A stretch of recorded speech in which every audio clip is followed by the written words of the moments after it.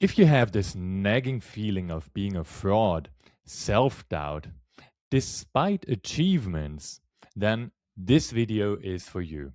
Maybe you even feel like you don't deserve the achievements that you have in your life. But what if I told you that this is perfectly fine and everything's all right with you? But who am I to tell you anything about imposter syndrome? Well, apart from coaching high performers like senior leaders, directors, founders, and aspiring solopreneurs, I also teach aspiring coaches with the methodology of coaching and the psychology beneath it. And I've already taught more than 300 aspiring coaches to achieve their coaching certificate. That's why in this video, I'll show you the psychology behind imposter syndrome and how you can overcome it. Because most people think that imposter syndrome is something bad, but I'm here to tell you it's actually a good sign. Now, imagine imposter syndrome as the same mechanism like muscle ache. Sounds strange, right?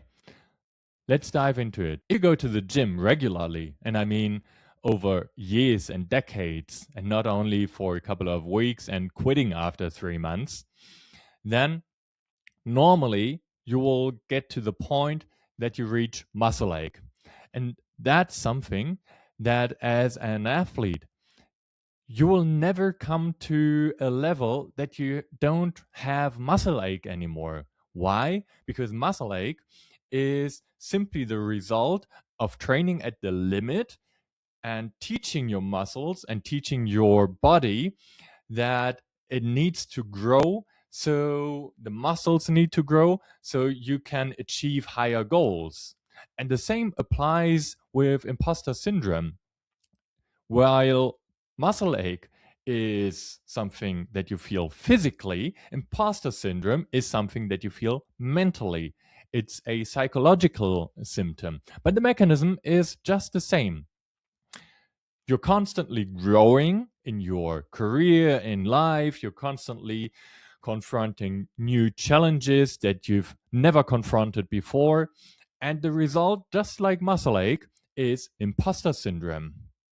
So the psychology behind it is very easy because every single study that you see about imposter syndrome has been made with high performers like CEOs or women in high positions, being CEOs, being directors, being VPs.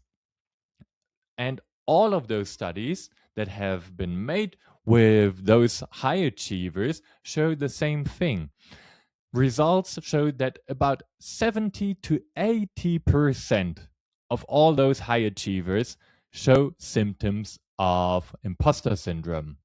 Imagine making a study with people who don't grow anymore, don't grow personally, don't grow in their career, they don't confront themselves with new challenges that they've never needed to tackle before. Imagine someone literally just sitting on their sofa, watching the telly day in, day out. Those people can't show signs of imposter syndrome because there's literally nothing those people could worry about being imposed as an imposter, a fraud, a swindler. And even Einstein showed signs of imposter syndrome. I mean, who else is not an imposter? So he is the living proof that imposter syndrome is actually something good. So in a nutshell, imposter syndrome is merely the totally normal consequence of you constantly raising the bar, just like in the gym. On your first day, you put on maybe 5 kilos on a bench press if you haven't trained a lot for years. And then after a couple of weeks, you put on 10. After a couple of more weeks, you put on 20, and so on. You're constantly raising the bar, and the same happens in business and in career. So, what can you do about it? The first thing that you can do is separate feelings from facts. Accept that the feeling is there, that it's a discomfort, that is also not going away, and it's actually a good sign. And then we already come to the second thing you can do about it, the facts. And what really helps is just journaling. You can buy a journal, whatever you like, or even use your notebook, iPad, whatsoever, and journal your successes. Do that on a daily basis. Just takes 5 minutes in the evening or even in the morning. Reflect about the successes of your day. Might be minor successes. Maybe there is a day where you have a big win. Write that down. What's the big win? How did it make you feel? Maybe you were proud. Maybe you were happy. Write it down. And then the next morning, read your success journal. Again, just 5 minutes. It's totally enough.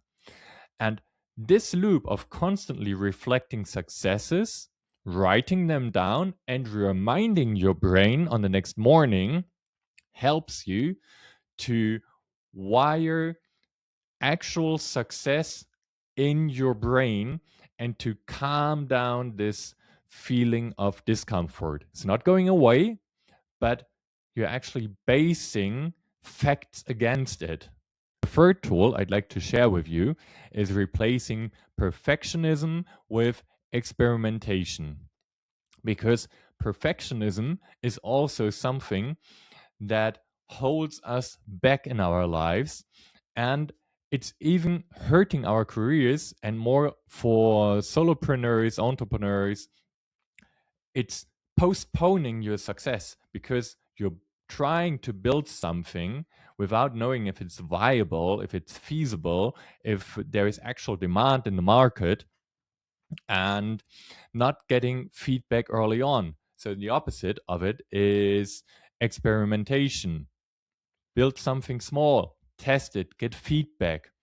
And that will also help you overcome imposter syndrome, because when you get positive feedback, then that is a positive feedback loop that actually gives you more confidence instead of this feeling of not knowing what you're actually building and not feeling it's good enough. Because this feeling of it's not good enough isn't based in facts again. So, experimentation is a very important part in overcoming imposter syndrome. The fourth tool I'd like to share with you is also kind of a biggie that most people experience who are suffering from imposter syndrome. It's comparing your year one with other people's year 10. So for us high performers, it's totally normal. We always look up. We look at our role models. We look at people who have achieved already what we want to achieve. While that's okay as a kind of motivation, giving us direction, it's not okay doing that the whole time. In fact, it's as important to also look back at people who have not achieved what we have achieved, because those are the people who are looking up to us, who we are the role model for, and who we can actually help. So instead of comparing your year one to other people's year 10, focus on what is at hand, the next steps for you. You're perfectly fine. You're in a situation at the time that's just right for you, and there's no changing about it. There's no shortcut. There's just learning the necessary skills that you need right now and then improve step by step. And as soon as you stop looking up too much onto your role models, you'll see that you can acknowledge your own progress more, because we're all on our own journey, we're all on our own time frame. Nobody can tell you whatever success looks like for you when it's going to happen. Maybe it's going to happen tomorrow, maybe it's going to happen in a month from now, maybe it's going to happen in a year from now, maybe 10 years from now. But you really want to make sure that you never quit, because you never know when it's going to happen for you. So appreciate the journey, celebrate the small wins along, and just keep on going and help those people who are behind you to achieve what you have already achieved. We've established that now as you get to your success journal. And the last but one tool that I'd like to share with you, which is as powerful as all the other tools, is reframing imposter syndrome as a sign of growth. Now, as you know, it's not going away. You might as well remember yourself of it every time you struggle with imposter syndrome. You can put a sticky note on your MacBook or whatever helps you, reminding it. You can also run a reminder on your iPhone and just take this second. Okay, it's perfectly normal. And then there is the last tool, which is as important. So you can stack up all of those tools. It's not like choosing one of them and doing one of them, while you don't have to apply all of them at once right now. It's good to step by step stack them onto each other. And the last one is surrounding yourself with other like minded people who are also high achievers, who also are building businesses or whatever you're doing, because that reminds you that it's perfectly normal. Then you can share your doubts with those people and they can support you. While if you don't do it, you have other people around you who don't have the imposter feeling, and then something will feel off. Then something will feel like, hmm, I'm not okay. And that's where you start doubting yourself, start doubting your journey, and maybe it's even the stepping stone to quitting whatever you are about to build. And because surrounding yourself with like minded people, other high achievers, is so important. In fact, if I had to choose any of those tools, it's this the one that I choose, because there's also psychology behind it. It's based in social psychology, because we don't raise to our standards, but we fall to the level of the people that we most surround ourselves with. Why? Because probably you've experienced that quite frequently in your life. It started in school and then again in your job. We are social creatures. So we have our groups and we also want to fit in.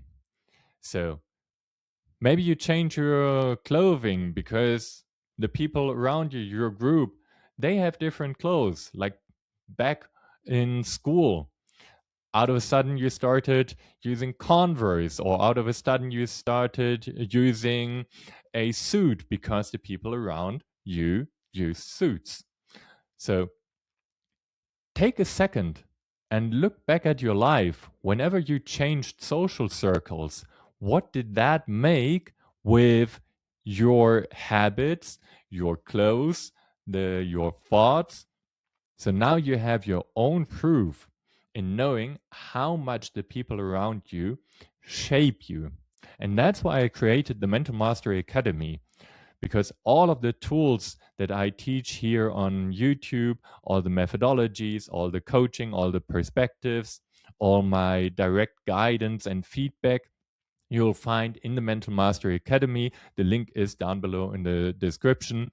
I'd really love to see you there. And if you want to leave your corporate job but don't know where to start, I have another video here in the left corner. Just check it out. See you there. Bye bye.